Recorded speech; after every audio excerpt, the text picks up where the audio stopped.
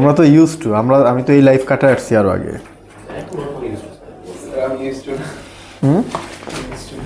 Use to না? এটা ভালো।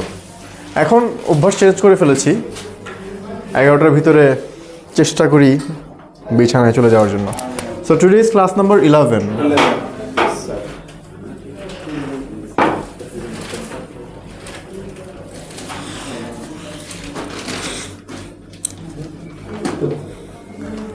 যাক, তোমরা প্রেজেন্টেশন দাও রেগুলার, এটা একটা ভালো। যত দিবা, যত কথা বলবে, English is not your mother language, so you have to speak more. Without this you don't have other way, right? You have to listen more, you have to speak more, you have to try regularly. You know, 1100 hours you have to speak in English to be a fluent speaker. So 1100 hours is not a matter of joke. Yes, if you just talk for 1 hour daily, it will take 3.5 years.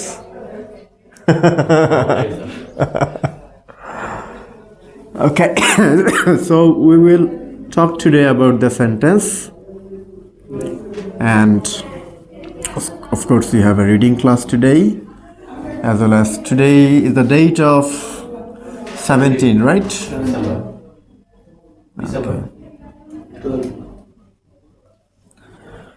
Okay, so everyone, thank you very much for joining my today's class. So today I'm going to talk to you about the sentence, which is very complicated parts of English grammar. You know why do we learn the parts of speech? আমরা কেন parts of speech শিখেছিলাম?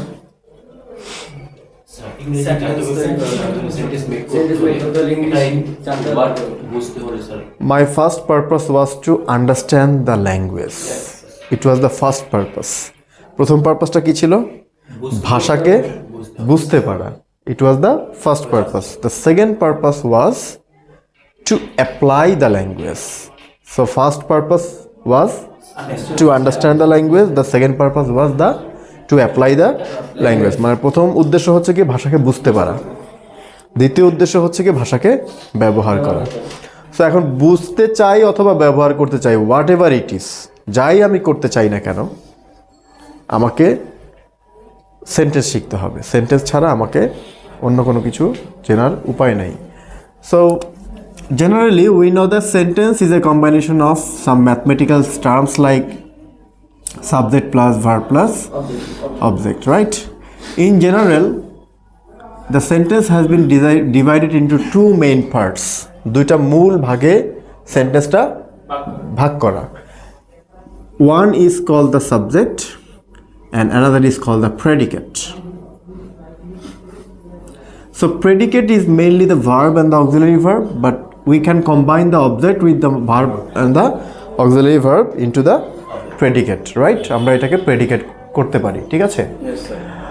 তো এটা হচ্ছে সেন্টেন্সের মূল pattern. কিন্তু sentence দিয়ে আমাকে কি করতে হয়?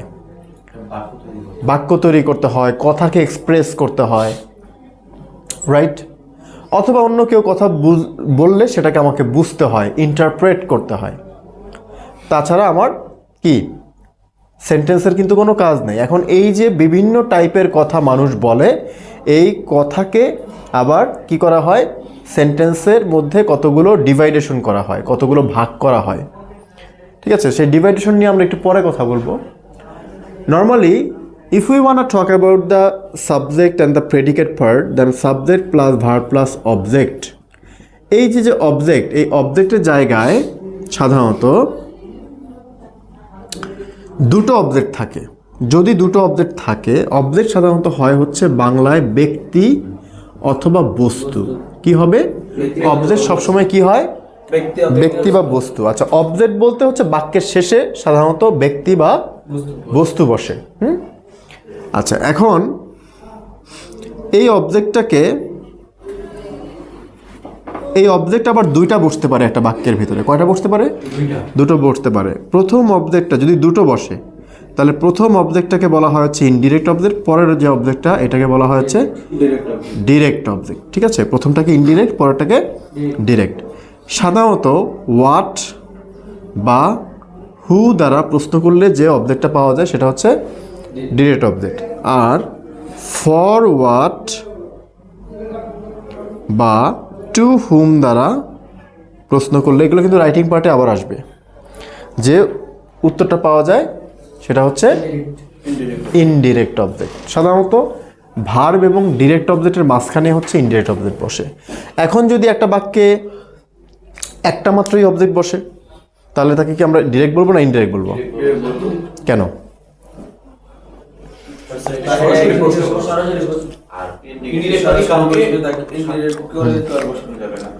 মানে রাইট, ও তো ডিরেক্ট ভার্বের অবজেক্ট হিসেবেই বসে, ভার্বকে প্রশ্ন করলে আমরা পাই। তো এখন যদি কোনো বাক্যের মধ্যে একটা মাত্র অবজেক্ট থাকে সে সবসময় হবে হচ্ছে ডিরেক্ট অবজেক্ট, সে কখনো ইনডিরেক্ট অবজেক্ট হবে না।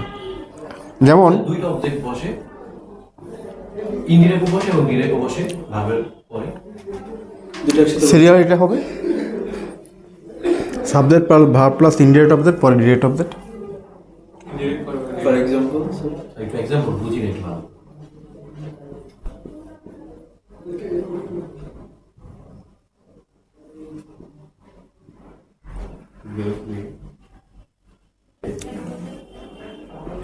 বলি না এই বাক্য আমরা, he gave me a book, I gave him a pen.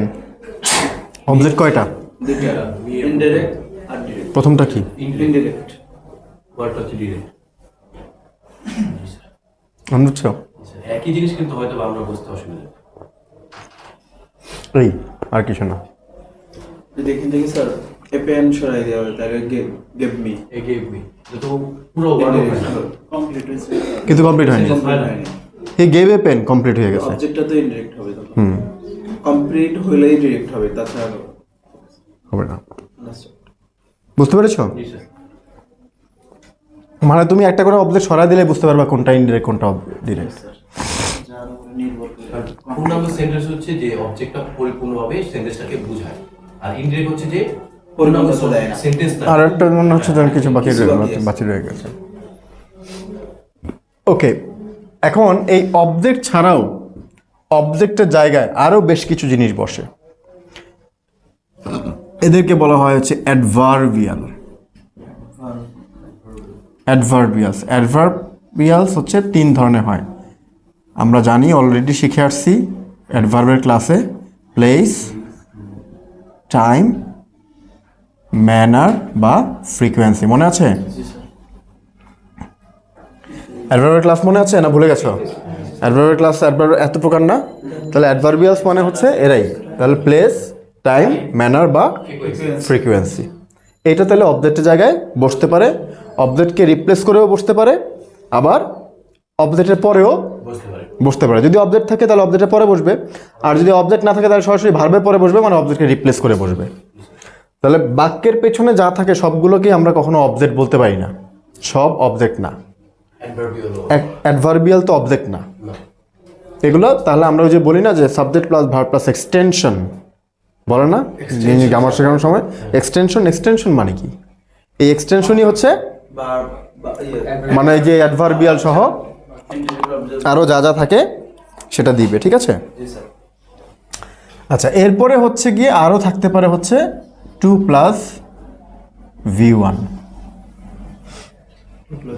2+V1 মানে আমরা বাক্যের শেষে 2+V1 বসি না অনেক সময়, আই ওয়ান্ট টু গো বলি না আমরা, আই ওয়ান্ট টু গো। তাহলে ওয়ান্টের পরে 2+V1 হয়েছে না, হয়েছে কি না?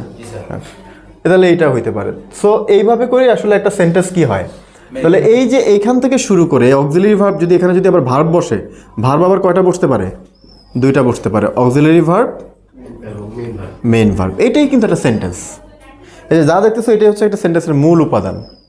তাহলে ভার্ব বসতে পারে, auxiliary verb, main verb, object বসতে পারে ইনডিরেক্ট, ডিরেক্ট, অ্যাডভার্বিয়াল বসতে পারে প্লেস, টাইম, ফ্রিকোয়েন্সি, আর এছাড়া 2+V1। এইটাই হচ্ছে একটা কমপ্লিট বাক্য।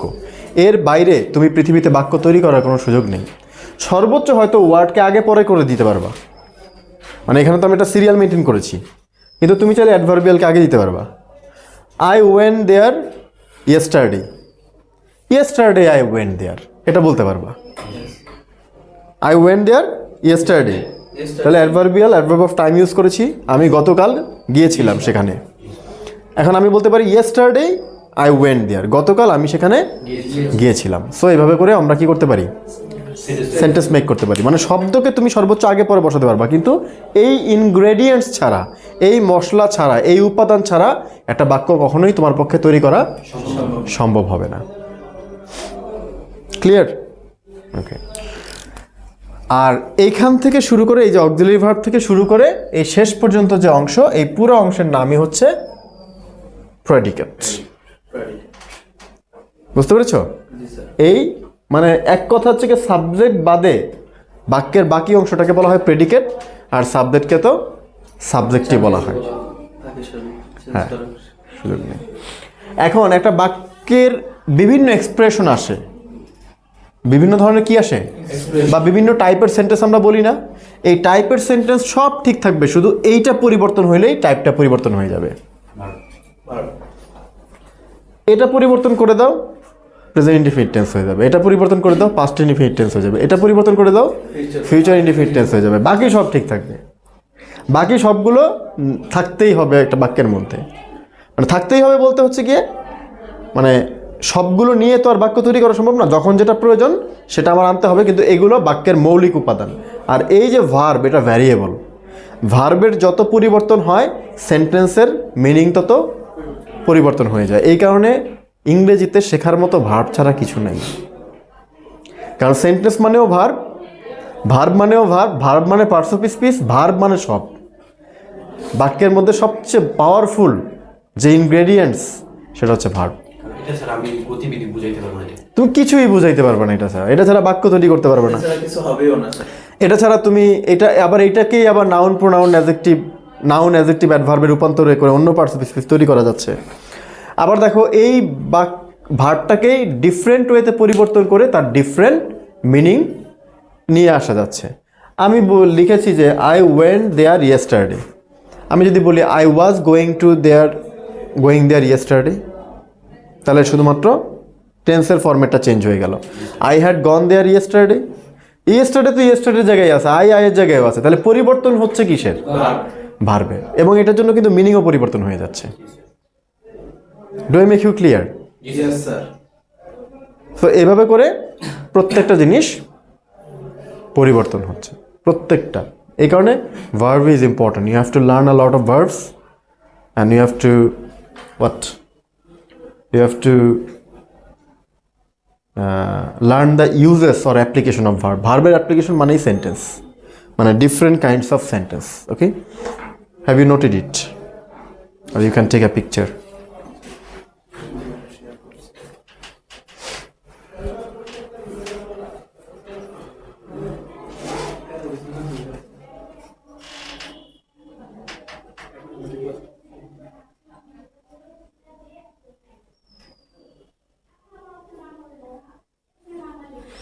As we have 11 classes, so I want to try more lectures in English. So if you don't have any problem with this.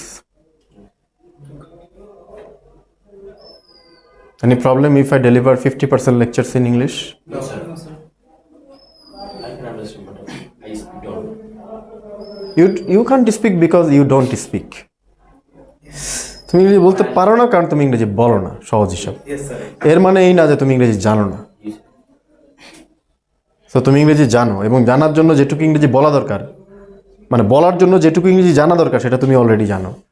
But the thing is that you can't express because you don't try to express. Yes, sir. Also, Okay, so then again if I wanna transform my lecture from Bengali to English, so today I have talked about in my grammar part, this is how we can construct the sentence. So in the sentence you will get the two main parts, one is subject, another is the predicate, right? So in the predicate part it will be started from the auxiliary verb and it can end with the 2 plus V1 or the infinitive, right? So we can get after verb, there are three main components. After verb, one is object, another is adverbials, another is 2 plus verb 1, or we can say it infinitive.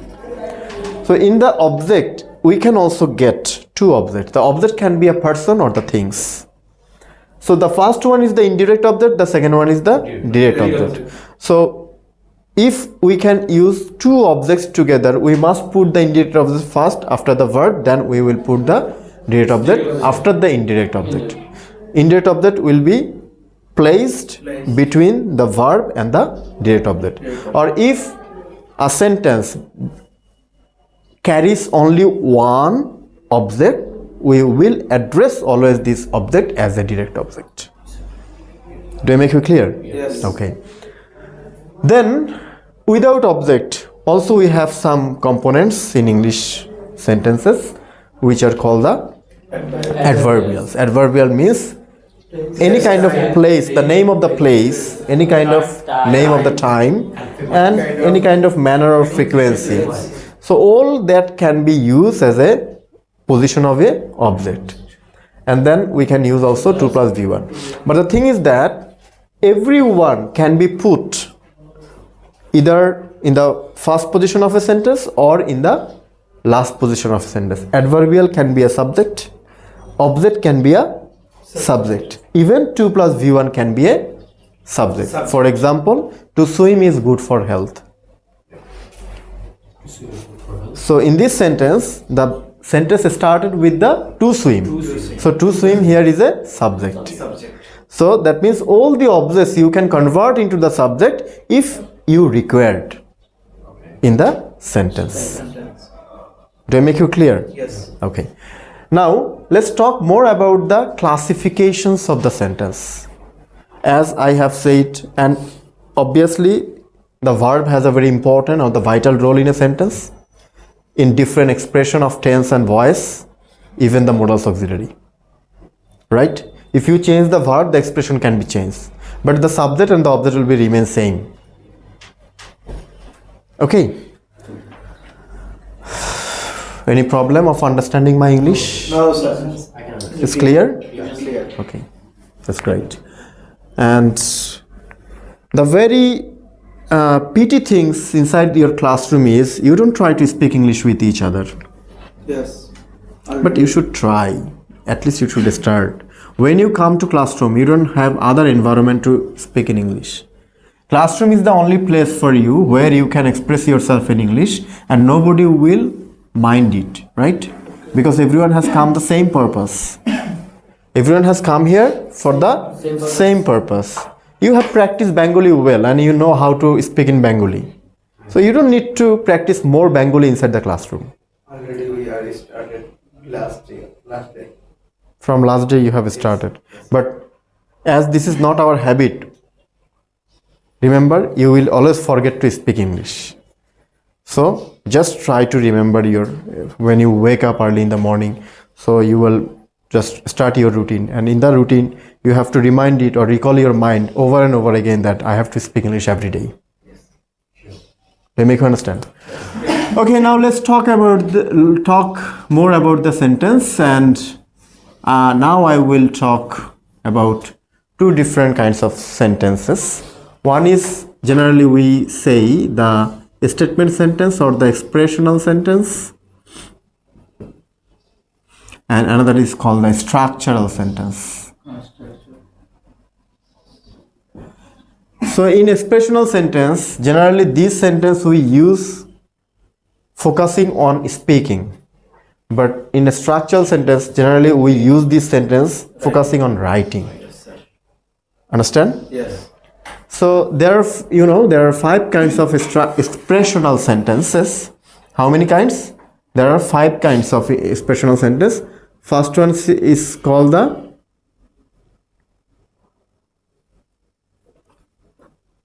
simple. Simple means not that structural simple sentence. Yes, general. Yes. There's Or indefinite. Okay. Sorry, not.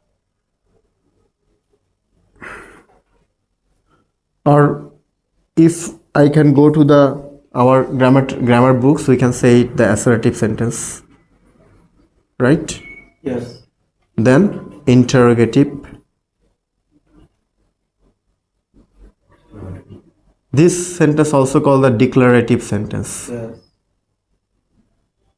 Assertive or declarative sentence, then interrogative sentence, then imperative sentence, optative sentence, Complex.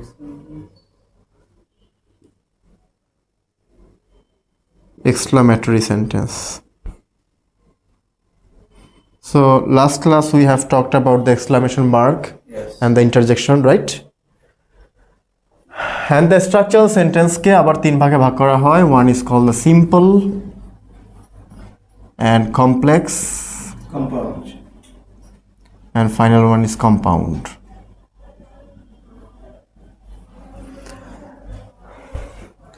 The assertive, interrogative, imperative, optative, exclamatory, they are very short and the tiny sentence which will help you to express English both in speaking and the writing, but it mostly used in the speaking. এটা সবচেয়ে বেশি use হয় speaking A. Imperative after this is difficult.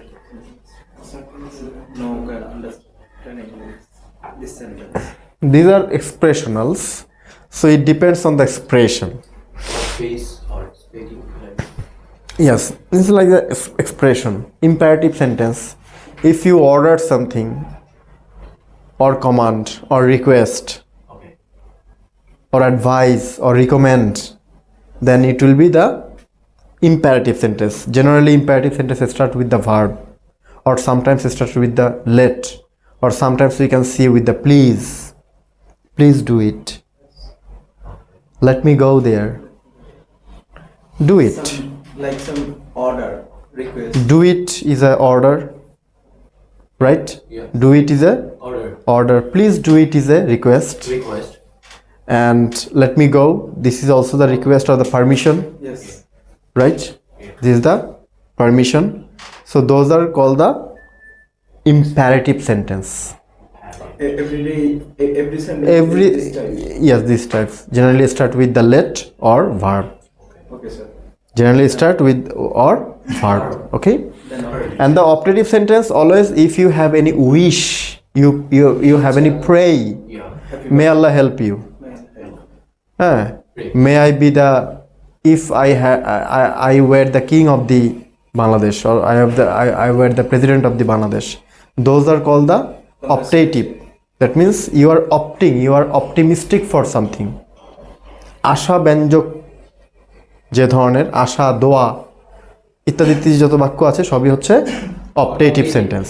Generally start with the May or I wish. Okay? Then assertive, sir.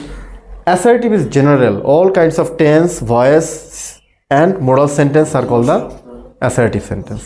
But assertive sentence has two types. One is affirmative, another is negative. Affirmative.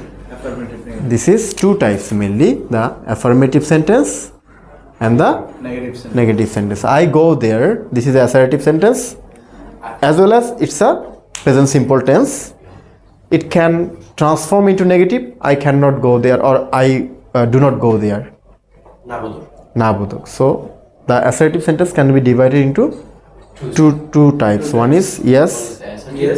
affirmative, another is No. negative, right? So you can also make the question. So if you can make the question, this is called the interrogative sentence. Generally, interrogative sentence also start with the verb, Yes, sir. like imperative, or it will be started with the WH words. Yes. And In general, interrogative sentence start with the mainly not verb, the auxiliary verb. in the end of sentence. There will be a question mark. But in speaking, how can you show the question mark? You can show the intonation. Intonation is a phonetical or pronunciation term. Intonation সম্পর্কে ধারণা আছে তোমাদের? এই যে assertive, interrogative, imperative, optative, exclamatory এগুলো লিখে তুমি বুঝাইতে পারবা, কিন্তু বলে তুমি কিভাবে বুঝাবা? Yeah. বলে বোঝানোর উপায় কি? বলে বোঝানোর একমাত্র উপায় হচ্ছে টোন পরিবর্তন করা, ভয়েসের আপ ডাউন, ভয়েসের এক্সপ্রেশন দিয়ে বোঝানো, Yes. রাইট? Yes. তো তখন আমি বুঝতে পারবো। কারণ আমি কি বলবো যে do you go there question mark No. বলবো না, কিন্তু আমার কোশ্চেনের স্টাইল বলে দিবে, টোন বলে দিবে আমি প্রশ্ন করেছি, Yes. নাকি? Yes. Rough and tough. তাই না? তাহলে এটা কিসের উপরে নির্ভর করে? টোনের উপরে। ফর এক্সাম্পল ইন্টারোগেটিভ সেন্টেন্সের একটা এক্সাম্পল তোমাদেরকে দেই। তুমি কি খাও? উত্তর দাও আমাকে। ও কি বলেছে? ইয়াস। আমি প্রশ্ন কি করেছি? তুমি কি খাও? ও কি উত্তর দিয়েছে? ইয়াস। তুমি কি খাও? ও কি ইয়েস উত্তর দিয়েছে? না স্যার, প্রশ্নটা কি ছিল? তুমি কি খাও? বাংলার মধ্যে কোনো পরিবর্তন হয়েছে লেখায়? না স্যার, না, ভালো করে খেয়াল করো। এখানে টোনের টোনের পরিবর্তন। শব্দের কোনো পরিবর্তন হয়েছে? না স্যার, একই অর্থ। তিনটা তো সেম ওয়ার্ড। ওকে আমি বলেছি তুমি কি খাও, জোর দিয়েছি খাওয়ের উপরে। আর ওকে বলেছি তুমি কি খাও, জোর দিয়েছি কি এর উপরে। শব্দ তিনটা তো একই, তাহলে লিখে কি প্রকাশ করা সম্ভব কোনটা ইয়েস না আর কোনটা WH? লিখে প্রকাশ করা সম্ভব? তাহলে কি দিয়ে প্রকাশ করেছি আমি? টোন দিয়ে। এই যে টোন দিয়ে প্রকাশ করেছি, এটাকে ফনেটিক্সের ভাষায় বলা হয় ইন্টোনেশন করা। কি করা? ইন্টোনেশন করা। একটা সাধারণ কথাকে ঘুরিয়ে পেঁচিয়ে বলো। ঘুরিয়ে পেঁচিয়ে বলার নামই হচ্ছে ইন্টোনেশন। ইন্টোনেশন। ধরো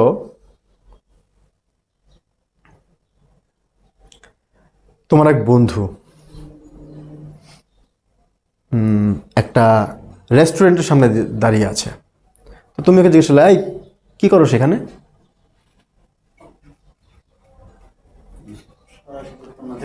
মানে প্রশ্ন করলাম এই কি করো সেখানে, ও বললো যে কিছু একটা উত্তর দিয়ে দিল।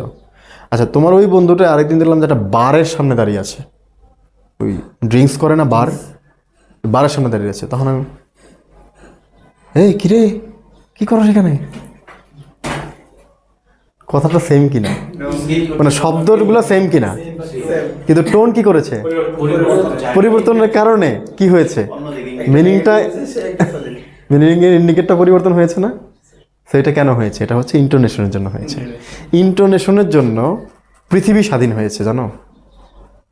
পৃথিবীর যত দেশ বিভক্ত হয়েছে, পৃথিবীতে যত অধিকার প্রতিষ্ঠিত হয়েছে, সব ইন্টোনেশনের জন্য। বাংলাদেশেও তো তাই হয়েছে। হ্যাঁ, ধরো বাংলাদেশ ধরো দুইবার স্বাধীন হয়েছে, আমরা ধরে নিচ্ছি। একবার হচ্ছে গিয়ে ৭১, একবার। আচ্ছা, তাহলে দুইটাই কিন্তু কথার টোনের কারণে, কথার স্টাইলের কারণে। ৭ই মার্চে বঙ্গবন্ধু যে ভাষণ ছিল সেটার ভিতরে কিন্তু ছিল রাষ্ট্রভাষা। ওই সময়ের রাষ্ট্রভাষা বাংলার ওই সময় চলে না। ওই সময় ৭ই মার্চের ভাষণ ছিল হচ্ছে ইয়ে নিয়ে, মানে লাইক ওই যে সংগ্রাম নিয়ে, মানে দেশ বিভাগের ইঙ্গিত ছিল সেখানে। সেখানে ছিল হচ্ছে গিয়ে দেশকে ডিভাইড করার ইঙ্গিত, তাই না? কারণ বঙ্গবন্ধু জিতে গেছে নির্বাচনে, কিন্তু তাকে দেয়া হয় নাই, জোর করে তার ক্ষমতাটা নিয়ে নেওয়া হয়েছে। তা আর এইখানে এসে কি হয়েছে, এইখানে এসে মানে ২৪-এ এসে কি ঘটনা ঘটেছে? ২৪-এ এসে হচ্ছে গিয়ে একটা কথা বা দুইটা কথা বা অধিকার আদায়ের জন্য যে কেউ কথা বললেই তাকে রাজাকার বানায় দেওয়া হচ্ছে। সাধারণ অধিকার নিয়েও যদি কেউ কথা বলে তাকেও রাজাকার বানায় দেওয়া হয়েছে। সবই তো কথা। কথার জন্য বাংলাদেশ দিয়ে উদাহরণ দিলাম, এটা নেগেটিভ উদাহরণ, কিন্তু পজিটিভ উদাহরণ তো আছে। পৃথিবীতে যত স্বাধীনতা অর্জন হয়েছে সব এইরকম কোনো না কোনো একজন ব্যক্তির বক্তব্য বা ইন্সপায়ারেশন থেকে আসছে। সেই বক্তব্যের ভিতরে ঝাঁঝালো টোন ছিল, যেটা দিয়ে মানুষের গায়ে লোম দাঁড়িয়ে গেছে। ঠিক যেভাবে এখনকার ওয়াজ মাহফিলের বক্তাদের বক্তব্যগুলো একটু অ্যাগ্রেসিভ টাইপের, কিন্তু একটা সময় ছিল না। আমার দাদা মসজিদের ইমাম ছিলেন, উনি ওয়াজ করতেন। তা আমি আমার দাদাকে খুব ছোটোবেলায় পেয়েছি, মারা গিয়েছেন উনি, তবে শুনেছি গল্প অনেক। তো আমি শুনেছি যে উনি আগে তো সারা রাত ব্যাপী ওয়াজ হইতো, ওই এক রাতের মধ্যেই নাকি মানুষকে হাসাইতে হাসাইতে নাকি পেট ব্যথা করায় ফেলতো, কাঁদাইতে কাঁদাইতে নাকি চোখের পানি শুকায় ফেলতো, মানে এক রাতের মধ্যেই। তার মানে ব্যাপারটা ছিল যে তার এখানে কি হয়েছে? টোন। সাধারণ কথাকে এমন টোন দিয়ে দিয়েছে মানুষ চোখ দিয়ে পানি পড়ছে, আবার সাধারণ কথাকে এমনভাবে মজা করে বলেছে, ফানি স্টাইল হয়েছে, মানুষ হাসতে হাসতে পেট ব্যথা। তোমরা যদি মানে কবি নজরুলের যদি একটা কবিতা যদি আবৃত্তি করতে চাও, তাই না? ধরো বিদ্রোহী কবিতাটা আমি এরকম করে বললাম, বিদ্রোহীর অনুক্লান্ত তুমি সেই দিন হবে শান্ত, যবে উৎপীড়িত কণ্ঠন আকাশে বাতাসেও নিবে না, এভাবে বললাম। আর বিদ্রোহীর অনুক্লান্ত তুমি সেই দিন হবে শান্ত, যেদিন এভাবে করে আমি খুব টোন ইউজ করে বললাম, তাহলে সেম কথাটার কারণে আমার ভেতরে একটা আন্দোলন সৃষ্টি হবে না, একটা মানে ভেতরে একটা অনুরণন হবে না। সো এইটাই হচ্ছে গিয়ে টোন। এই টোনের কারণে হচ্ছে এক্সপ্রেশনাল সেন্টেন্সগুলোর মিনিং আমরা পরিবর্তন করে ফেলি। ডু ইট মানে অর্ডার করছি, করবি না মানে কর, হ্যাঁ প্লিজ ডু ইট। তাহলে টোন, সো এই টোনের কারণে হচ্ছে আমরা এক্সপ্রেশনাল সেন্টেন্সগুলোকে আমরা ওভাবে প্রকাশ করতে পারি।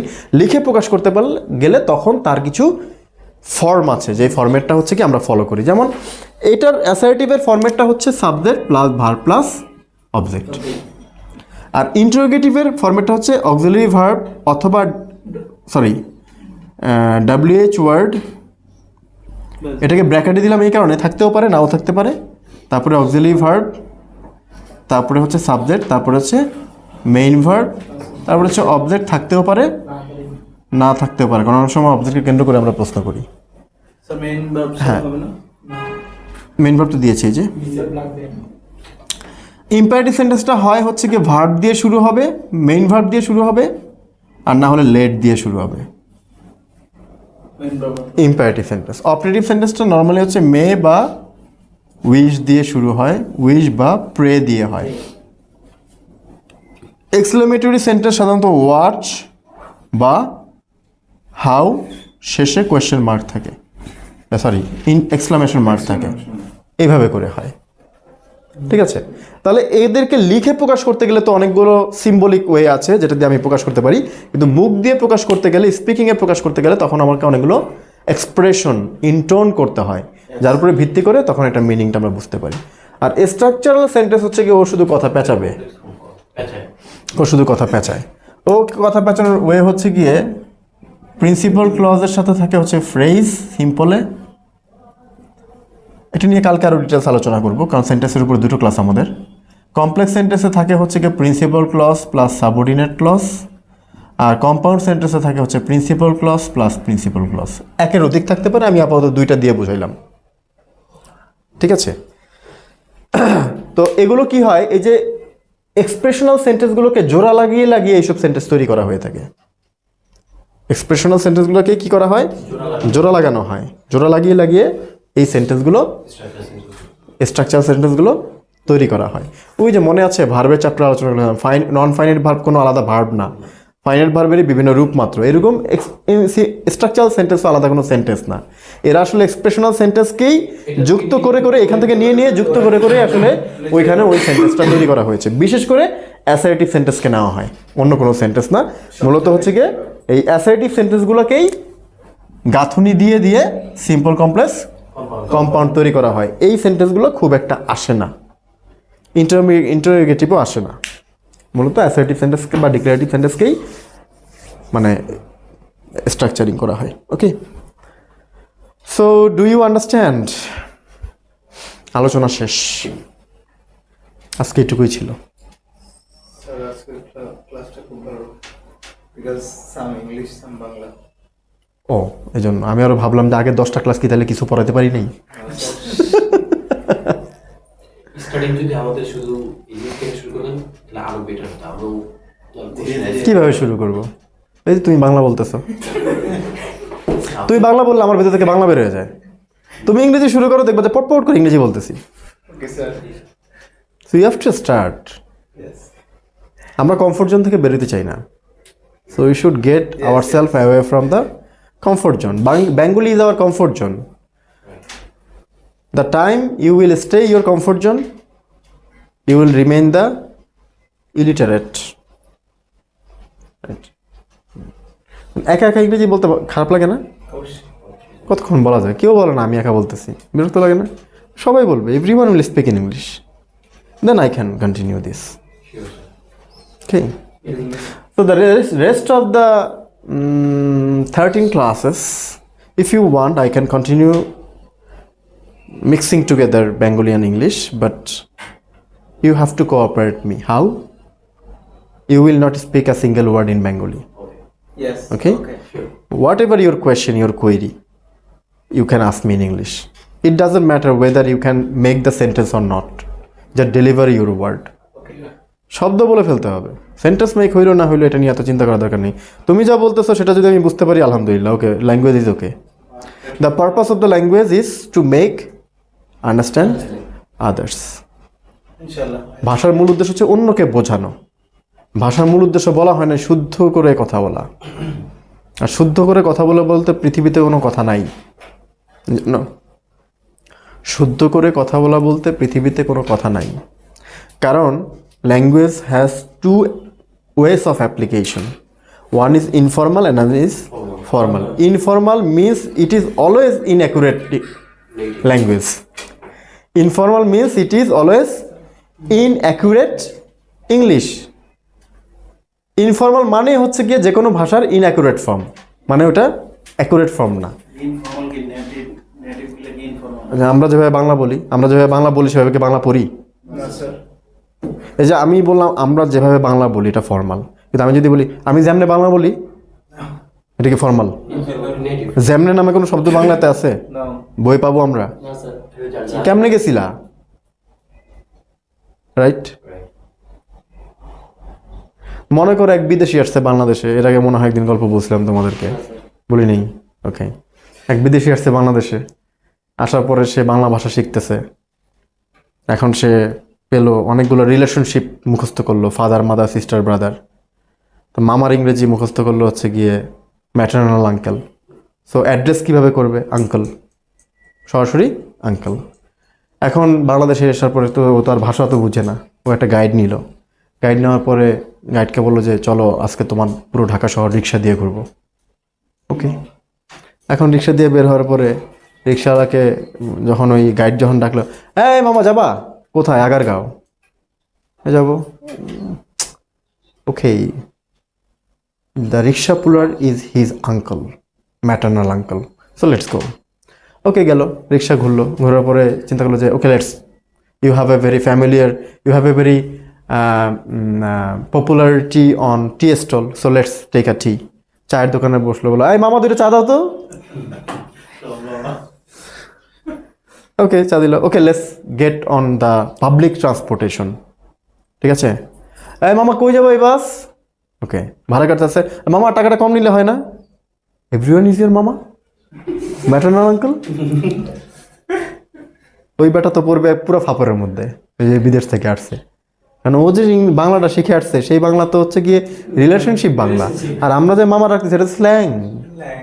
এই স্ল্যাং তো বাংলা ভাষার কোনো ডিকশনারির মধ্যে অ্যাভেলেবেল পাওয়া যাবে না, কারণ স্ল্যাং হচ্ছে গিয়ে ভাষা আপডেট হয় প্রতি 2 বছর 3 বছর পর বইতে, আর ওই ভাষা তো অলরেডি আমি এখনই ব্যবহার করতেছি। স্ল্যাং আপডেট হয় সহজে, আর স্ল্যাং চেঞ্জও হয়ে যায়, এটা আপডেটও করা সম্ভব না।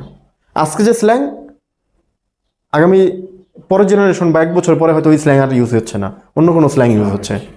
So this is informal English. Informal English is always wrong. ঠিক আছে, তাহলে এই যে আমরা বইপত্র থেকে আমরা যে লিসনিং শুনে, ইভেন লিসনিংয়ে আমরা যেসব অডিও শুনি সব ফর্মাল ইংরেজি। একমাত্র ওই দেশের ওই সিচুয়েশনে না গেলে তুমি কোনোদিনও ওদের ইনফর্মাল ইংলিশটা শিখতে পারবে না, কখনোই সম্ভব না। তুমি এখন যার ইংরেজি শিখে যাচ্ছ ওইখানে যা ওদের কাছে ওই ইংরেজি রোবোটিক লাগবে, কারণ তুমি তো বইয়ের ভাষায় ইংরেজি বলবা, আর ওরা তো হচ্ছে কি ওদের প্র্যাকটিক্যাল লাইফে চলিত ভাষায় ইংরেজি বলবে, যে ইংরেজির সাথে তোমার সম্পর্কই নেই, পরিচিতিই নেই। ঠিক আছে, তুমি বইয়ে যে ওয়ার্ড শিখে গেছো ওইখানে যা দেখবে যে ওই ওয়ার্ডের ওই জায়গার ওই ইউজ নাই, অন্য ইউজ। প্র্যাগমেটিক মিনিংয়ের 3টা বলছিলাম না, যে সিমেন্টিক, সিনট্যাকটিক এবং প্র্যাগমেটিক। এই প্র্যাগমেটিক মিনিং দেখবা, তখন তোমার তো ওই প্র্যাগমেটিক মিনিংটা তো বইতে পাবা না, ওটা তোমাকে ওই সিচুয়েশন থেকে বুঝে নিতে হবে ও কী ধরনের মিনিং দিচ্ছে। বুঝতে পেরেছ?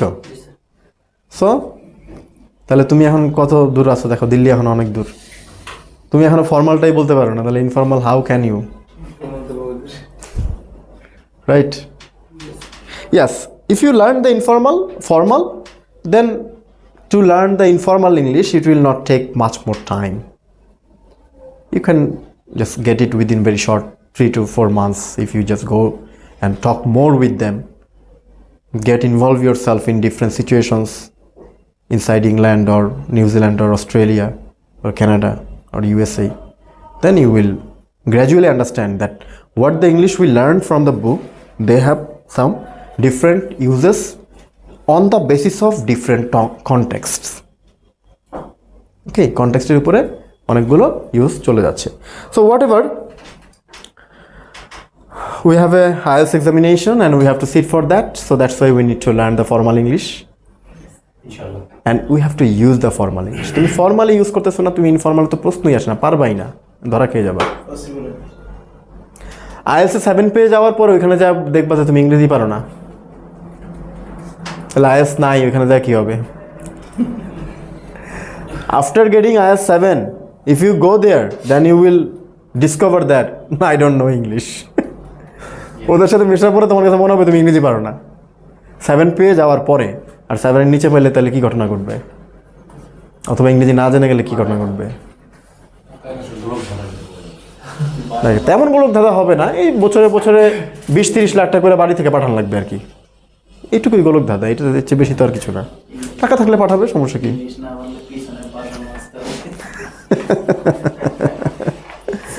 বাসন মেজেও তো প্রবলেম সলভ হবে না, এরকম বাসন মাজার কিন্তু স্যার আপনি এই কামলাগিরি, ওই যে আমাদের এই যে ঢাকা শহরে করে না, একজন মহিলা 5 বাসায় এই কাজ করা লাগবে, 5 রেস্টুরেন্টে কাজ করা লাগবে, তাহলে যদি খরচ আসে, নাইলে আসবে না। আরো একটা কথা কিন্তু বলছেন, যেটা হচ্ছে যে ভাষা বুঝে নিতে পারলে, ইয়েস অফকোর্স, যদি অতটুকু তার গ্যাদার থাকে যে সে ভাষা বুঝে, শুরু তো হবে ভাষা বোঝানো দিয়ে, ব্রেন ধীরে ধীরে শুদ্ধতা করে নিবে। ওটা আমার কাজ না, ওটা ব্রেনের কাজ। ব্রেনের কাজ আমি করতে গেলে হবে না তো, সবার কাছে সেম না। সবার কাজ সেম না, তাহলে আমার কাজ হচ্ছে গিয়ে মুখ দিয়ে শব্দ বের করে ফেলা, ব্রেনের কাজ হচ্ছে গিয়ে শব্দটাকে ধীরে ধীরে অ্যাকুরেট করে ফেলা। এটা ধীরে ধীরে করবে ব্রেন, একসাথে করতে পারে না। মানুষের ব্রেন কম্পিউটার না যে চাপ দিলাম, ইভেন কম্পিউটারও মাল্টিটাস্কিং করতে গেলে হ্যাং করে বসে থাকে। নিউরন প্লাস আর তোমার ব্রেন যদি একবার হ্যাং করে, নিশ্চিত পাব না, এটা বাস নিশ্চিত পাব না, কোনো ভুল নাই। সুতরাং ব্রেনকে তো আর হ্যাং করানো যাবে না। সো গ্র্যাজুয়ালি একটু একটু করে, ব্রেনের মেডিসিন হচ্ছে হোমিওপ্যাথ, অ্যালোপ্যাথ না। হ্যাঁ, অল্প অল্প ডোজ চলতে থাকবে regular basis, then you will be able to speak fluently. আমি যে কত বছর ধরে ইংরেজি বলি, তাও মনে হয় পারি না, কত ভুল করি, কত আটকে যাই। বিদেশিরা যদি আমাদের বাংলাদেশের মানুষের মধ্যে অভ্যাস থাকে, তাহলে ওরা আরো সমস্যা হবে। ওরা জানে যে এটা আমাদের ফার্স্ট ল্যাঙ্গুয়েজ না, এজন্য অনেক যথেষ্ট ওরা ছাড় দেয়, হ্যাঁ ওরা ছাড় দেয়, বিশেষ করে আমেরিকা ছাড় দেয়, কারণ আমেরিকা হচ্ছে কি মাল্টি নেশন কান্ট্রি। কিছু আছে মাল্টি নেশন না, যেসব কান্ট্রিগুলো মাল্টি নেশন কান্ট্রি না, যেসব দেশে ইংলিশ স্পিকিং কান্ট্রি কিন্তু বিদেশ থেকে লোক যায় কম, আমেরিকা তো ফুললি মাল্টি নেশন কান্ট্রি। এই কারণে পৃথিবীতে আমেরিকা হচ্ছে গিয়ে একবারে সবচেয়ে, মানে এটাকে স্বর্গ বলা হয়। কেন? বিদেশিদের জন্য, বিকজ ওইখানে ওই কালচারটাই তৈরি হয়ে গেছে যে তোমাকে অ্যাকসেপ্ট করবে। কিন্তু অস্ট্রেলিয়াতে অনেক জায়গা আছে, এখানে গিয়ে তোমার চেহারা দেখলেই নাক বন্ধ করে 10 হাত দূর দিয়ে হাঁটবে, তুমি এতটা রেসিজমের মধ্যে পড়ে যাবা, বৈষম্যের মধ্যে পড়ে যাবা। কানাডার মানে ওই টেরিটরি বাদে আর কি, বাইরের এরিয়াতে। বুঝতে পেরেছ?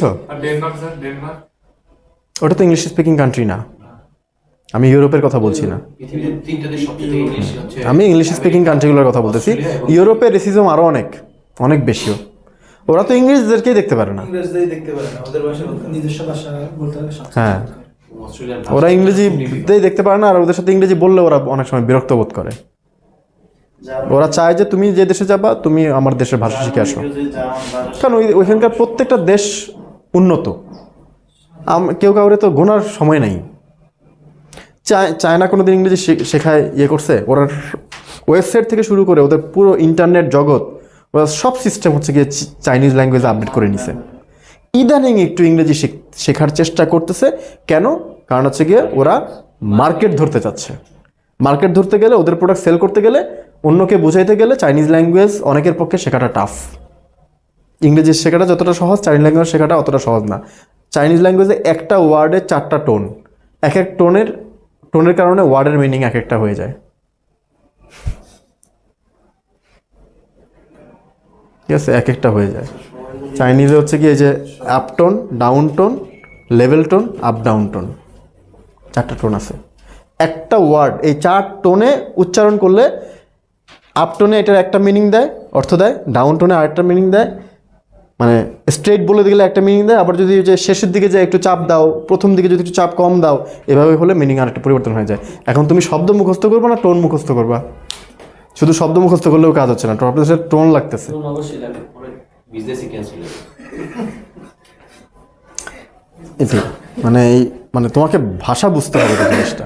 তাহলে চাইনিজ ল্যাঙ্গুয়েজ পৃথিবীতেও ওয়ার্ল্ড ক্লাস ল্যাঙ্গুয়েজ করা সম্ভব না। পৃথিবীতে ইংরেজিটাকে শুধুমাত্র আধিপত্যের কারণে মানে এটাকে প্রায়োরিটি দেওয়া হয়নি, সহজ হওয়ার কারণে প্রায়োরিটি দেওয়া হয়েছে। মানে পৃথিবীর অন্য ভাষার চাইতে এটা সহজ, এইটা সহজ, এক্সপ্লেন করা অনেক। হ্যাঁ, এই কারণে এটাকে দেওয়া হয়েছে। না হলে শুধুমাত্র ওরা আমাদেরকে, হ্যাঁ ওইটার একটা ব্যাপার তো আছেই, ডোমিনেন্স তো আছেই, কিন্তু ওইটাই একমাত্র কারণ না। ইংরেজি অনেক সহজ ভাষা। আমরা মাদ্রাসার ছাত্র, কওমি মাদ্রাসার ছাত্রদেরকে 6 মাসে 7 পাইছি, যে কোনো দিন ইংরেজি টাচও করে নেই, ABCDও ঠিক মতো বলতে পারে না। তোমরা যারা একটু ইংরেজি জেনে আসো তাদেরকে পারি না 7 পাওয়াতে 6 মাসে, ওদেরকে পারি। কেন বলো তো? একদম শূন্য থেকে। না, ওদেরকে তো ওদের চ্যালেঞ্জ অনেক বেশি। ওদের তো ওয়ার্ডই জানা নেই, ওদের প্রচুর ওয়ার্ড পড়তে হয়। একটা মাত্র কারণ, সেটা হচ্ছে ফোকাস। তোমরা যখন আমাদের কোর্সে ভর্তি হও, তোমরা কি কি নিয়ে ভর্তি হও বলি? তোমরা তোমাদের ফ্রেন্ড সার্কেল, মানে কমিউনিটি যদি চিন্তা করি, তোমরা তোমাদের ফ্রেন্ড সার্কেল নিয়ে ভর্তি হও। ফ্রেন্ড সার্কেল নিয়ে ভর্তি হও মানে তোমাদের উপরে তোমাদের ফ্রেন্ড সার্কেলের প্রভাব থাকে। তোমাদের গার্লফ্রেন্ড বয়ফ্রেন্ড থাকে, তার প্রভাব থাকে, যাকে সময় দিতে হয় তোমাদের ফোনে। তোমাদের হচ্ছে গিয়ে ফ্যামিলির ক্রাইসিস থাকে, ফ্যামিলিতে বিভিন্ন ইস্যু থাকে যার জন্য তোমাকে সময় দিতে হয়, ঠিক আছে? আচ্ছা, তারপরে তোমার ভেতরে হচ্ছে যে, এবার আসে হচ্ছে কি, এটা পিপল বাদ দিই, এবার আসে মেশিন। তুমি অলওয়েজ ফেসবুক, তুমি অলওয়েজ ইউটিউব, এবং সেটা লার্নিং না, টাইম পাস করার জন্য যা করা যায় এটা। তার মানে তোমার ফোকাস নাই, তুমি ডিস্ট্রাক্টেড। কিন্তু ওই কওমি মাদ্রাসার ছেলেটা, ওকে ওর ফ্যামিলি ত্যাগই করেছে, তুই 3 বছর 5 বছর আগে কোরআন মুখস্থ করে আয়। দিনে 16-17 ঘন্টা করে কোরআন পুরা মুখস্থ করছে। ও পুরা ফোকাস, ও জানে কিভাবে একটা টপিকের উপরে কনসেন্ট্রেট করতে হয় সব কিছুকে ফেলে রেখে। আমি কি বুঝাতে পারছি বিষয়টা? এই কারণে ও শূন্য জেনেও তোমরা ওদের চাইতে কমপক্ষে 50% এগিয়ে, কিন্তু তোমরা আগাইতে পারো না বাকি 50% ফোকাস না দিতে পারার কারণে। কারণ তোমার অলরেডি তুমি অকুপাইড, তুমি এই পড়ালেখা বাদেও আরও অনেক কাজ দ্বারা অকুপাইড। তুমি এই পড়ালেখাতে 100% কনসেন্ট্রেট করতে পারো না। ওই যে মুভি দেখো, ফেসবুক চালাও, ইউটিউব চালাও, মানুষকে সময় দাও, আড্ডা মারো, গল্প করো, তোমার অ্যামিউজমেন্ট, এন্টারটেনমেন্ট দরকার হয়। ওর পড়ালেখাই হচ্ছে এন্টারটেনমেন্ট, ওই ছাড়া কিছু বুঝে না। তো 16-17 ঘন্টা আমি দেখছি ওরা ইংরেজি, ওর আর ফোকাস আর কোনো দিকে কাজ করে না, ইংরেজি নিয়েই পড়ে থাকে। সব না, তবে আমি অনেকগুলো পাইছি ভালো, এত মনোযোগী, কোনো শব্দ জানে না, অথচ আমাকে 1 মাসের মধ্যে 10,000 শব্দ মুখস্থ করে দিয়ে দেয়। Can you imagine? মুখস্থ করে দিয়ে দেয় আমাকে। এই মুখস্থ করার জন্য যে মনোযোগ, এটাই তো তোমার নাই, ওর তো আছে। ও তো পুরো মুখস্থ করে ফেলতে পারে। আর দ্বিতীয় হচ্ছে কি, ওর আরেকটা অ্যাডভান্টেজ আছে, ও এই ল্যাঙ্গুয়েজটাকে থার্ড ল্যাঙ্গুয়েজ হিসেবে শেখে, কারণ ওর সেকেন্ড ল্যাঙ্গুয়েজ হচ্ছে অ্যারাবিক। এই কারণে একটা ভাষা শিখলে ভাষার স্ট্রাকচার, ফরম্যাট সব একই। এই যে ডিক্লারেটিভ সেন্টেন্স অ্যারাবিকে আছে, এই যে ইন্টারোগেটিভ সেন্টেন্স অ্যারাবিকে আছে, জাস্ট ও ফরম্যাটটাকে একটু চিন্তা করে যে এটার সাথে এটা মিলায়, ফরম্যাটটা কি। বাংলা দিয়ে বুঝতে পারে না সময়, কারণ বাংলা তো আমরা গ্রামাটিক্যাল ওয়েতে শিখি নাই, বাংলা তো আমরা ন্যাচারাল ওয়েতে শিখছি না। এখানে ইংরেজির সাথে আমার বাংলা মেলানো কষ্ট। কিন্তু বাংলা বাদে যে কোনো ভাষা আমরা শিখলে সেখানে আমাদের গ্রামাটিক্যাল ফর্ম জানতে হয়। তাহলে ও গ্রামাটিক্যাল ফর্মে একটা ল্যাঙ্গুয়েজ অলরেডি শিখে ফেলেছে, তাহলে আরেকটা ল্যাঙ্গুয়েজ শিখতে কিন্তু ওর খুব বেশি কষ্ট হবে না, কারণ ও বুঝবে যে এইভাবে এভাবেই সেকেন্ড ল্যাঙ্গুয়েজ, থার্ড ল্যাঙ্গুয়েজ, পরে সব ল্যাঙ্গুয়েজ এভাবেই শিখতে হয়। তাহলে এটা ওর জন্য একটা প্লাস পয়েন্ট। তুমি 7 না পাওয়ার একমাত্র কারণ এটা না যে তুমি এই কোর্সে ভর্তি হয়েছো বা ইংরেজি পড়ছো না, তোমার ফোকাস নাই দেখে তুমি 7 পাবা না, কিন্তু তোমার যোগ্যতা ওর চাইতে অনেক বেশি, তুমি অনেক ইংরেজি জানো, ঠিক আছে? ও নতুন করে ইংরেজি শেখে, সেটাকেই বলার চেষ্টা করে, আর তুমি তোমার পুরাতন ইংরেজিকেই কখনো বলার চেষ্টা করো না, সারাক্ষণ বাংলা ব্যবহার করছো। এই যে বলছি আজকে 11 দিন যাবত, কিন্তু অ্যাকচুয়ালি তুমি মন থেকে এটাকে নিতে পারছো? পারো নাই। যদি মন থেকে নিতে পারতা তাহলে হাটে ঘাটে মাঠে সব জায়গায় ইংরেজি বলতা। কে কি ভাবলো এটা নিয়ে তুমি টেনশনই করতা না। না হলে একা একা ঘরের মধ্যে বসে থেকে নিজে নিজে ইংরেজি বলতাম, যেহেতু মানুষ পছন্দ করে না, সো আমি মনোলিঙ্গুয়াল প্র্যাকটিস করি, মানে একা একা প্র্যাকটিস করি। আমি নিজে কত বাসায় 2-3 ঘন্টা 5 ঘন্টা বসে বসে নিজে নিজে একা একা ইংরেজি বলেছি, জোরে জোরে লাউডলি ইংরেজি পত্রিকা পড়েছি। কারণ যে বন্ধু বান্ধবের সাথে বলতে গেলে খোঁচা খাইতাম, এই আসছে আমার তো মানে ইংরেজি বানা দিচ্ছে, ইংরেজ আসছে ইংরেজ। বন্ধু বান্ধবের সাথে থাকলে যা হয় আর কি, খোঁচা মারে, দুষ্টামি করে, তো এটা তো তখন মনোযোগ আসে না। ঠিক আছে, সো এই কারণে তুমি পাবা না, আর ও পাবে। তো ওইটাকেই যদি তুমি কন্ট্রোল করতে পারো, ইংরেজি দরকার নেই। ওই জিনিসটাকে যদি তুমি কন্ট্রোল, তোমার কাছ থেকে যদি সমস্ত ডিস্ট্রাক্টিং ম্যাটেরিয়ালসকে সরায় ফেলা, তুমি যদি পুরো ফোকাসটা ইংরেজিতে দাও, তোমার জন্য এই কোর্স 6 মাস না 3 মাস, 3-4 মাসে তোমার টার্গেট স্কোর চলে আসবে। কিন্তু 6 মাস কেন করতে হয়? কারো 1 বছর লেগে যায়, কারণ ওই যে ফোকাস বারবার চেঞ্জ হচ্ছে, মনোযোগ থাকে না। যখনই বেশি কষ্ট করতে হয় তখন আর ভালো লাগে না, এটা ইস অল্টারনেট চিন্তা থাকে, বাংলাদেশেই ভালো আছি, আচ্ছা কী জব করা যায়, এটা করা যায়, ওইটা করা যায়, কী দরকার এত কষ্ট করে এগুলো করে বিদেশ যাওয়ার, নেগেটিভ চলে আসে আর কি। বুঝতে পেরেছো? যাক, অনেক গাইড করলাম, উল্টাপাল্টা গাইড, এগুলো শুনতে ভালো লাগে না। আচ্ছা, এই যে আমাদের যে আইএলটিএস এক্সাম, এটা কি পেন্সিল নাকি এখন ওই যে পেনে নাকি ইয়ে করছে, ডিক্লেয়ার করেছে। কলমে করে? হ্যাঁ, তাহলে আর কি করবো, এখন কালকে থেকে কলম ইউজ করো।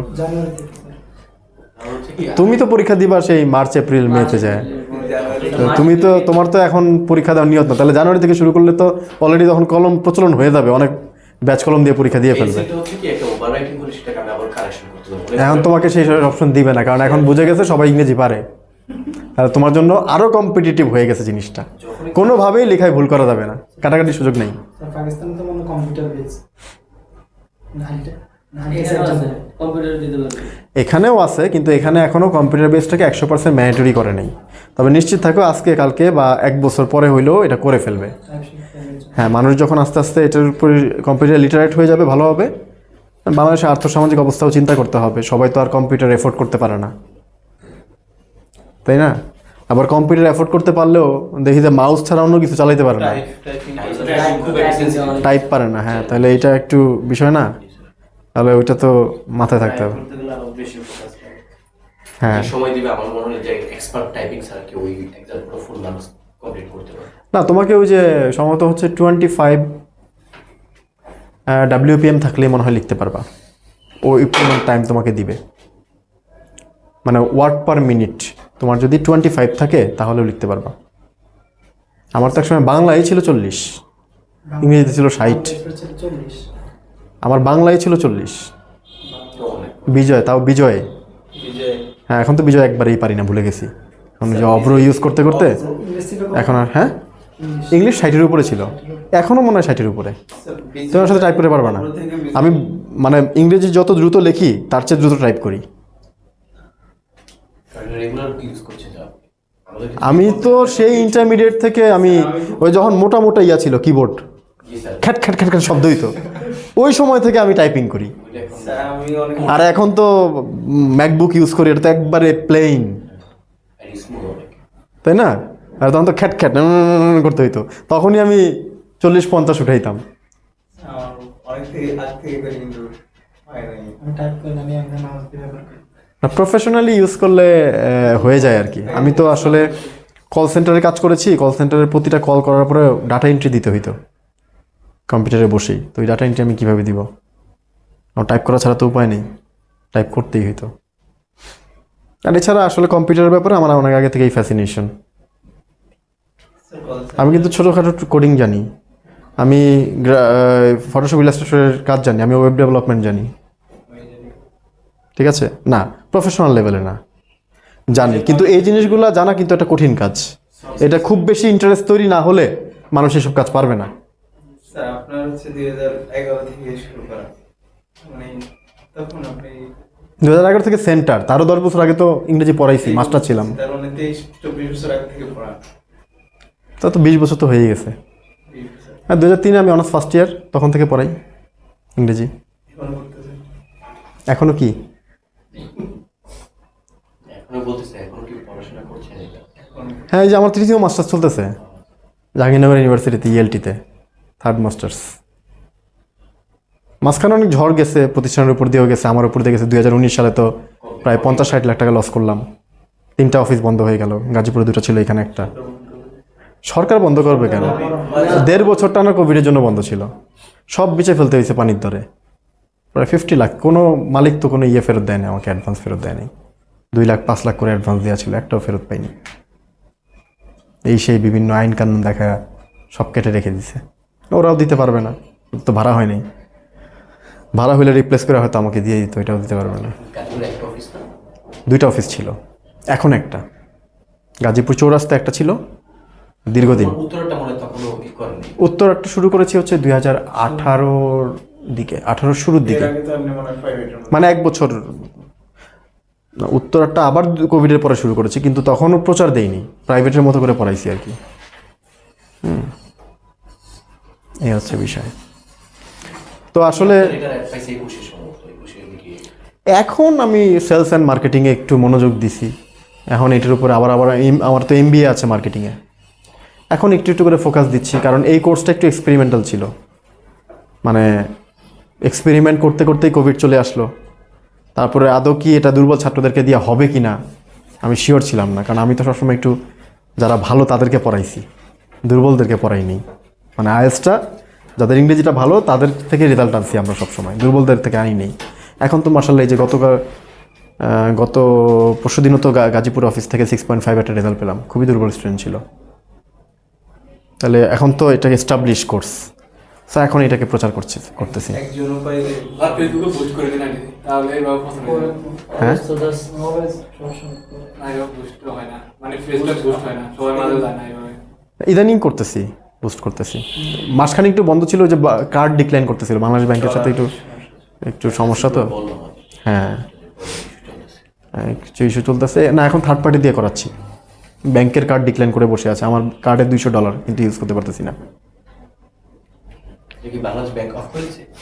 মানে সব নাই তো নাই যে আমাদের মানে 2-1টা ব্যাংক বাদে, স্ট্যান্ডার্ড চার্টার্ড। স্যার এই স্টাডি পারপাসে যতগুলা অ্যাডভার্টাইজমেন্ট গুলো চলছে সবার কি সেম ইস্যু নাকি শুধু যে কোনো পারপাসেই কিন্তু অনেক অ্যাড তো আমরা মোবাইলে এখনো অ্যাভেলেবেল পাচ্ছি। অ্যাভেলেবেল আছে, তার কারণ হচ্ছে যে এই অ্যাডের পেমেন্টগুলো হুন্ডির মাধ্যমে বিদেশে চলে যাচ্ছে।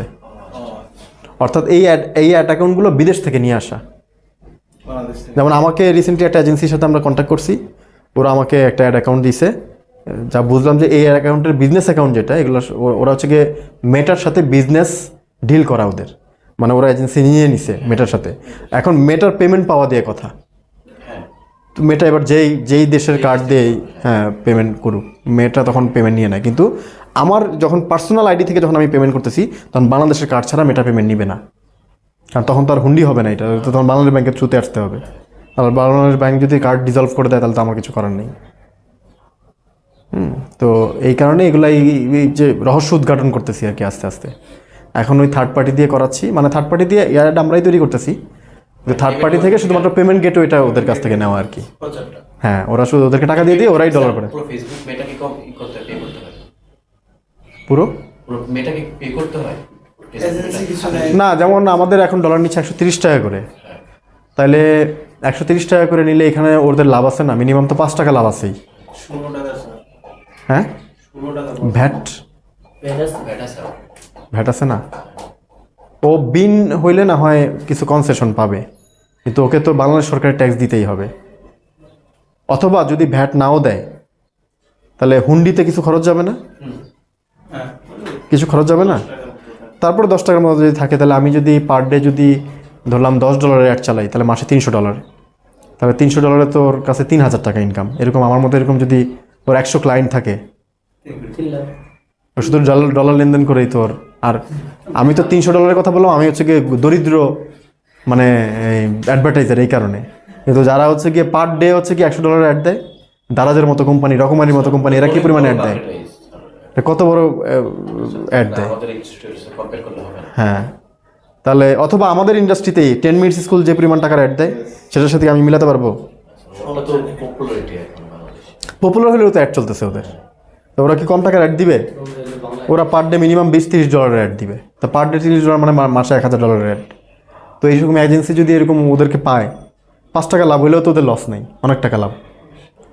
তাই না? যখন বেশি সেল হয় তখন অল্প টাকা তো অনেক টাকায় পরিণত হয়ে যায়, আর সেটা যদি আবার রেগুলার আসে, কারণ একবার অ্যাড চললে তো অ্যাড বন্ধ করা যায় না, আসলে অ্যাড বন্ধ করলে সেল কমে যায় অনেক, তখন আর অ্যালগরিদম উল্টা দিকে হ্যাঁ উল্টা দিকে কাজ করে। উল্টা দিয়ে কাজ করে না। এই যে আমরা অ্যাড বন্ধ করছি, আমাদের পেজ বসে গেছে, এই কারণে আমাদের 3টা পেজের মধ্যে এখন আমরা চিন্তা করছি একটা পেজে অ্যাড কখনোই চালাবো না, ওটা ইউনিকভাবেই ওটা গ্রো করুক, কারণ সব পেজে অ্যাড চালাইতে গেলে আমাদের জন্য সমস্যা। এই কারণে শুধু গাজীপুর অফিস আর উত্তর অফিসের অ্যাড চালানোর প্ল্যান, আর আমাদের ট্যালেন্ট হাট নামে যে মেইন পেজটা আছে এটাতে আমরা কখনোই অ্যাড চালাবো না। চালাইছি অনেক দিন, কিন্তু আর চালাবো না আর কি। ধীরে ধীরে গ্রো করুক, করতে করতে যদি একটা সময় উঠে তো নট ব্যাড। তো ঠিক আছে, এরপরের রিডিংটা কি ছিল? 10 নম্বর ছিল স্যার মুভিজের এটা। মুভিজ ছিল। কোনো প্রবলেম ফেস করেছো? পিছনের কিছুতে স্যার একটু প্রবলেম ছিল স্যার। কি বলো তো?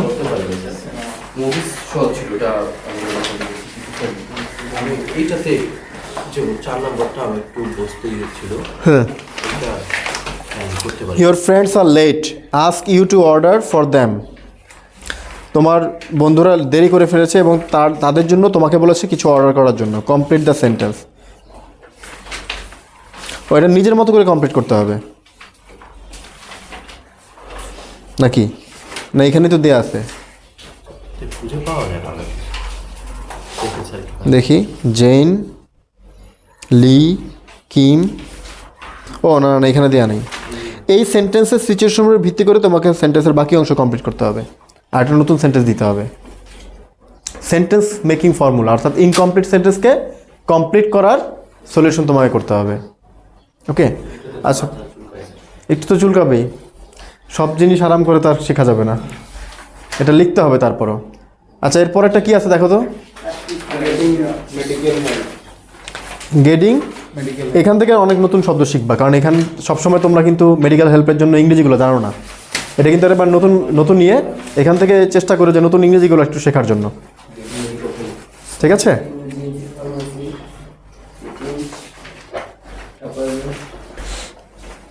একটু পড়ো, কোয়েশ্চেনগুলো পড়ো, দেখো কোথাও কোনো প্রশ্ন আছে কিনা ধরতে পারতেছো না, বা এটা করতে পারবো না বলে মনে হয়। প্রত্যেকটা কোয়েশ্চেনের ইনস্ট্রাকশনগুলো পড়ো।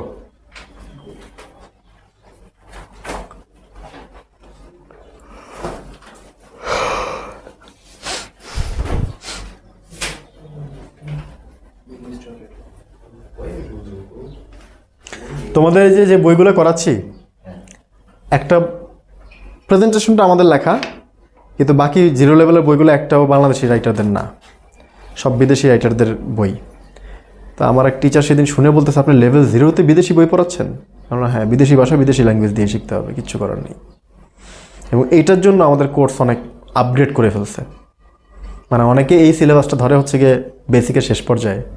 স্যার আমরা এখন আলহামদুলিল্লাহ অনেকটা বোঝা যায়, মানে যেগুলো একটু পারি না এগুলো আপনার সাথে ডিসকাশন করি। মোটামুটি একটুখানি সময় দিলে বা না পারলে আমার রুমমেটের সাথে আমি স্যার এই বইতে কিছুটা টিচ ফলো করছে, যেমন হচ্ছে কিছু ফার্স্টের অ্যানসারটা নিচের প্যাসেজটা পড়লে পাওয়া যায়, আমরা উপরেরটা তো এই যদি না পাই নিচেরটা পড়লে পাওয়া যায়। মানে প্রশ্নের একদম অ্যানসার আছে, কিন্তু একটু মজে বের করে 50% এর উপর সুন্দর বসানো দেওয়া আছে। আচ্ছা, সময় বেশি লাগে কারণ আমরা এখনো ওরকম ভাবে স্যার বুঝি না, কারণ আস্তে আস্তে বুঝতে কারণ একটু সময় লাগে। আর যদি বুঝে যাবো ইনশাআল্লাহ আশা করি এটা অনেক ইজি হবে আমাদের জন্য। অবশ্যই ইজি হবে, ইজি না হয়ে উপায় নেই, ইজি হইতেই হবে। তার পাশাপাশি রিডিং পড়ার অভ্যাস করে যেতে হবে, ওই যে স্ট্র্যাটেজিগুলো ফলো করে, স্কিমিং, স্ক্যানিং, ইন্টেন্সিভ, এক্সটেন্সিভ, হ্যাঁ, সাথে রিডিং পড়ার একটু অভ্যাস করা, পত্রিকা পড়ো আর যেটাই পড়ো একটু অভ্যাস করতে হবে রেগুলার। পড়ো, কোয়েশ্চেনগুলো পড়ো, কোনো কোয়েশ্চেন থাকলে আমাকে জিজ্ঞেস করো।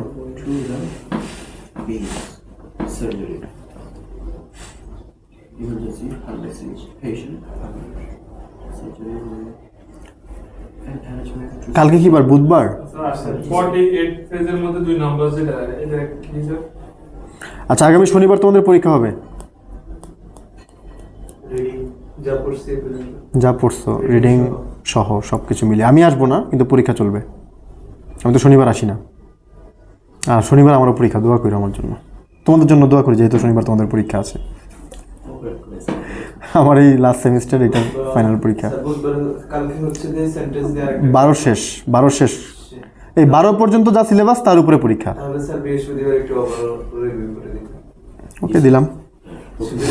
তাহলে স্যার ওদের বৃহস্পতিবার একটা ক্লাসে পুরো 12টা পর্যন্ত আমি চাচ্ছি যে প্রেজেন্টেশন ক্লাস অফ রেখে পুরোটাই করে দিলে, রিক্যাপ করে দিলে তাহলে তাহলে স্যার শনিবার প্রেজেন্টেশনটা আপনি অফিস থাকবে, পরীক্ষা যেতে চলবে অফিস। প্রেজেন্টেশন দরকার বলে, কারণ পরীক্ষার এক্সামের একটা প্রিপারেশন থাকে স্যার, যে এটা নিলে হয়তো বা আরেকটু বুঝতে সুবিধা হবে। আমার ইচ্ছা ছিল। প্রেজেন্টেশন ক্লাস এনজয় করছো না? জি স্যার, বলছি তো মানে সমস্যা নেই পরীক্ষার স্যার। জন্য বলছি। তো পরীক্ষার জন্য 2 দিন অফ দেওয়া তো সমস্যা। তার প্রেজেন্টেশন ক্যাচ করতে সময় বেশি লাগছে, প্রেজেন্টেশনটা রেডি করা তারপর মুখস্থ করা স্যার। মাথা দিয়ে করতে সময় লেগেছে।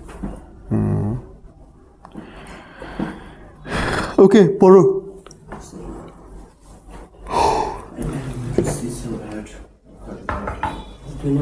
স্যার 48 পেজ নাম্বার 2 নাম্বারটা। সাইড হলো মূলত কিসের হবে? Read the leaflet very quickly and add the following headings in the correct places. এই যে ABC, এই পেজে মনে হয় লিফলেট দিছে। এই পাশে ডান পাশে লিফলেট দেওয়া আছে। এই যে ABC পজিশনে স্যার এটা এখানে ইনক্লুড হবে, এটা জায়গায় এই চারটাই তো এখানে বসবে। এর জায়গায় বির জায়গায় সির জায়গায় ডি জায়গায়। প্রশ্নটাই বুঝে না মানে। এটা অন্য পেজে লাগে। মানে এটাই নালে কিন্তু ওদের লিফলেট বলছে না, এটাই তো লিফলেট। এই যে জি স্যার। সাউথ কোয়েই মেডিকেল সেন্টার। তোমার তো কোশ্চেনটা কোনো একটা প্যাসেজের উপরেই হবে মেইনলি, প্যাসেজটা পড়তে হবে। অভ্যস্ত এইভাবে আগে প্যাসেজ পড়ে আনসার। কোথাও না কোথাও আছে, এটাই বুঝতে পারছি। এটাই বুঝে না, এই জন্য ক্যাচ করতে পারে না। আচ্ছা আচ্ছা আচ্ছা আচ্ছা, মানে প্যাসেজ আইডেন্টিফাই করতে পারতেছ না। জি স্যার।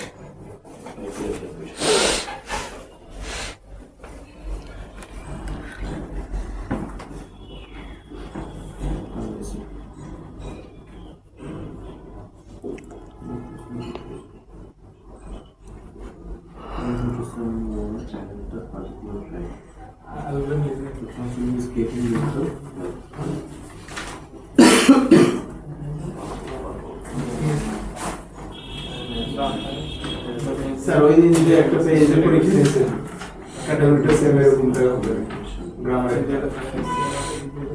গ্রামারে হয়তো একটু থিওরিটিক্যাল কোশ্চেন করতে পারি, যেমন আচ্ছা বৃহস্পতিবার বলবো না, আপাতত যা পড়াইছি তাই পড়তে থাকো।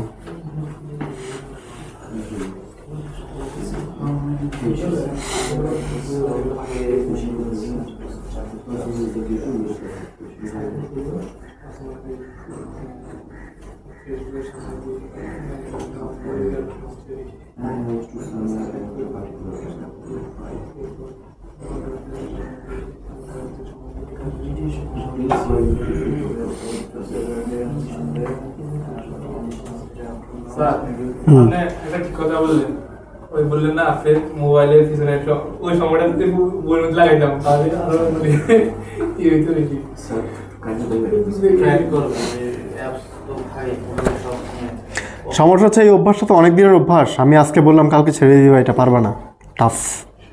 খুব স্ট্রং মাইন্ডসেট না থাকলে এটা কোনোভাবেই সম্ভব না পারা। বলো।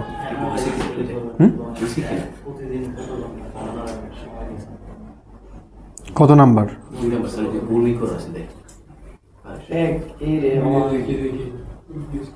Getting to the doctor. ওই মিলার